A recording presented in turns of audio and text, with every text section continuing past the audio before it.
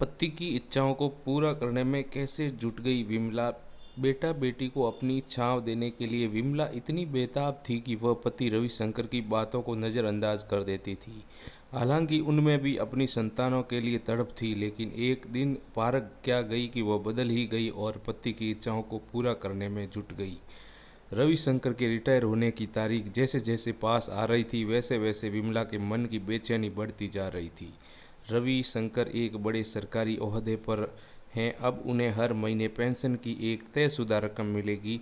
विमला की चिंता की वजह अपना मकान न होना था, क्योंकि रिटायर होते ही सरकारी मकान तो छोड़ना पड़ेगा। रविशंकर अभी तक परिवार सहित सरकारी मकान में ही रहते आए हैं।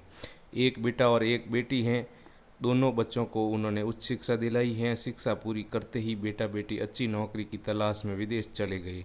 विदेश की आबो हवा दोनों को ऐसी लगी कि वे वहीं के स्थायी निवासी बन गए और दोनों अपनी अपनी गृहस्थी में खुश हैं। सालों नौकरी करने के बावजूद रविशंकर अपना मकान नहीं खरीद पाए। गृहस्थी के तमाम झमेलों और सरकारी मकान के चलते वे घर खरीदने के विचार से लापरवाह रहे। अब विमला को एहसास हो रहा था कि वक्त रहते उन्होंने थोड़ी सी बचत करके छोटा सा ही मकान खरीद लिया होता तो आज ये चिंता ना होती। आज उनके पास इतनी जमा पूंजी नहीं है कि वे कोई मकान खरीद सके, क्योंकि दिल्ली में मकान की कीमतें अब आसमान छू रही हैं। आज इतवार है, सुबह से ही विमला को चिड़चिड़ाहट हो रही है। तुम चिंता क्यों करती हो? एक प्रॉपर्टी डीलर से बात की है। मयूर विहार में एक जनता फ्लैट किराए के लिए उपलब्ध है। किराया भी कम है। आखिर हम बूढ़े बुढ़िया को ही तो रहना है, हम दोनों के लिए इतना जनता फ्लैट ही काफ़ी है, रविशंकर ने विमला को समझाते हुए कहा।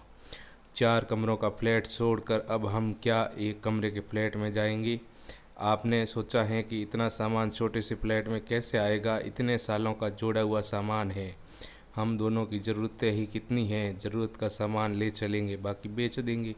देखो विमला, घर का किराया निकालना, हमारी तुम्हारी दवाओं का खर्च, घर के दूसरे खर्चे सब हमें अब पेंशन से ही पूरे करने होंगे। ऐसे में किराए पर बड़ा फ्लैट लेना समझदारी नहीं है, रविशंकर 2 टूक शब्दों में पत्नी विमला से बोले। बेटी से तो कुछ ले नहीं सकते, लेकिन बेटा तो विदेश में अच्छा कमाता है, आप उससे क्यों नहीं कुछ मदद के रूप में रुपए मांग लेते, जिससे हम बड़ा फ्लैट खरीद ले। विमला धीरे से बोली, भाई मैं किसी से कुछ नहीं मांगूंगी। कभी उसने ये पूछा है कि पापा आप रिटायर हो जाओगे तो कहाँ रहोगे? आज तक उसने अपनी कमाई का 1 रुपया भी भेजा है? रविशंकर पत्नी विमला पर बरस पड़े। विमला खुद ये सच्चाई जानती थी। शादी के बाद बेटा जो विदेश गया तो उसने कभी मुड़कर भी उनकी तरफ देखा नहीं, बस कभी कभार त्यौहार आदि पर सिर्फ फ़ोन कर लेता। विमला यह भी अच्छी तरह समझती थी कि उसके स्वाभिमानी पति कभी बेटी के आगे हाथ नहीं फैलाएंगे। विमला उन माता पिता को खुशहाल मानती हैं जो अपने बेटे बहू नाती पोतों के साथ रह रहे हैं, जबकि वे दोनों पति पत्नी इस बुढ़ापे में बिल्कुल अकेले हैं। आखिर वह दिन भी आ ही गया जब विमला को सरकारी मकान से अपनी गृहस्थी समेटनी पड़ी। रविशंकर ने सामान बंधवाने के लिए 2 मजदूर लगा दिए थे। कबाड़ी वाले को भी उन्होंने बुला लिया था, जिसको गैर जरूरी सामान बेच सके। केवल ज़रूरत का सामान ही बांधा जा रहा था। विमला ने अपने हाथों से एक एक चीज़ इकट्ठा की थी। वह अपनी गृहस्थी को उसने कितने जतन से संवारा था। कुछ सामान तो वास्तव में कबाड़ था, पर काफ़ी सामान सिर्फ इसलिए बेचा जा रहा था कि क्योंकि नए घर में ज़्यादा जगह नहीं थी। विमला साड़ी के पल्लू से बार बार अपनी गीली होती आँखों को पोंछे जा रही थी। उस दिन के दिल का दर्द बाहर आना चाहता था, पर किसी तरह वह इसे अपने अंदर समेटे हुए थी। उसके कान पति रविशंकर की कमीज़ की जेब में रखे मोबाइल फ़ोन की घंटी पर लगे थे। उसे बेटे के फ़ोन का इंतजार था, क्योंकि पिछले सप्ताह ही बेटे को रिटायर होने तथा घर बदलने की सूचना दे दी थी। आज कम से कम बेटा फ़ोन तो करेगा ही, कुछ तो पूछेगा। माँ छोटे घर में कैसे रहोगी? घर का साजो सामान कैसे वहाँ सेट होगा? मैं आप दोनों का यहाँ आने का प्रबंध कर देता हूँ आदि। लेकिन मोबाइल फ़ोन बिल्कुल खामोश था। विमला के दिल में एक टिस उभर आई। आपका फ़ोन चार्ज तो है? विमला ने धीरे से पूछा। हाँ, फ़ोन फुल चार्ज है। रविशंकर ने जेब में से फ़ोन निकाल कर देखा। फिर नेटवर्क तो आ रहा है? हाँ भाई, नेटवर्क भी आ रहा है, लेकिन यह सब क्यों पूछ रही हो? रविशंकर झुंझलाते हुए बोले। नहीं, कुछ नहीं कहते विमला ने अपना मुंह फेर लिया और रसोई घर के अंदर चली गई। वह अपनी आंखों से बहते हुए आंसुओं को रविशंकर के को नहीं दिखाना चाहती थी। सारा सामान ट्रक में लद चुका था। विमला की बूढ़ी गृहस्थी अब नए ठिकाने की ओर चल पड़ी। घर वाकई बहुत छोटा था। एक छोटा सा कमरा, उससे सटा रसोई घर, छोटी सी बालकनी, बालकनी से लगता बाथरूम जो कि टॉयलेट से जुड़ा था। विमला का ये फ्लैट दूसरी मंजिल पर था। विमला को इस नए मकान में आए 1 हफ्ता हो गया। अब घर उस फ्लैट उसने सेट कर लिया। आस पड़ोस में अभी खास जान पहचान नहीं हुई है। विमला के नीचे वाले फ्लैट में उसी की उम्र की एक बुजुर्ग महिला अपने बेटे बहू के साथ में रहती थी। विमला से उसकी थोड़ी थोड़ी बातचीत होने लगी। शाम को बाजार जाने के लिए विमला नीचे उतरी तो वही बुजुर्ग महिला मिल गई। उसका नाम रुक्मणी है। एक दूसरे को देखकर दोनों मुस्कुराई। कैसी हो विमला? रुक्मणी ने विमला से पूछा। ठीक हूँ, घर में समय नहीं कटता। यहाँ कहीं घूमने टहलने के लिए कोई अच्छी जगह नहीं है? विमला ने रुक्मणी से कहा। अरे तुम शाम को मेरे साथ पार्क चला करो, वहाँ हम उम्र बहुत सी महिलाएं आती हैं। मैं तो रोज़ शाम को जाती हूँ। शाम को 1-2 घंटे अच्छे से कट जाते हैं। पार्क यहीं नज़दीक ही है, रुक्मणी ने कहा।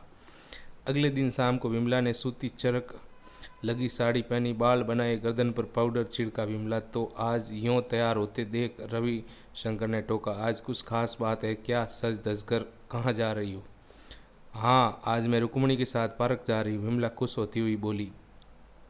विमला को बहुत दिनों बाद यूँ चहकता देख रविशंकर को अच्छा लगा, क्योंकि विमला घर जब से यहाँ आई है घर के अंदर ही घुट सी रही थी। विमला और रुक्मणी दोनों पार्क की तरफ चल दी। पार्क में कई बच्चे खेल रहे थे तो कहीं कुछ लोग पैदल घूम रहे थे ताकि स्वस्थ रहे। वहीं एक तरफ बुजुर्ग महिलाओं का ग्रुप था। विमला को लेकर रुक्मणी भी महिलाओं के ग्रुप में शामिल हो गई।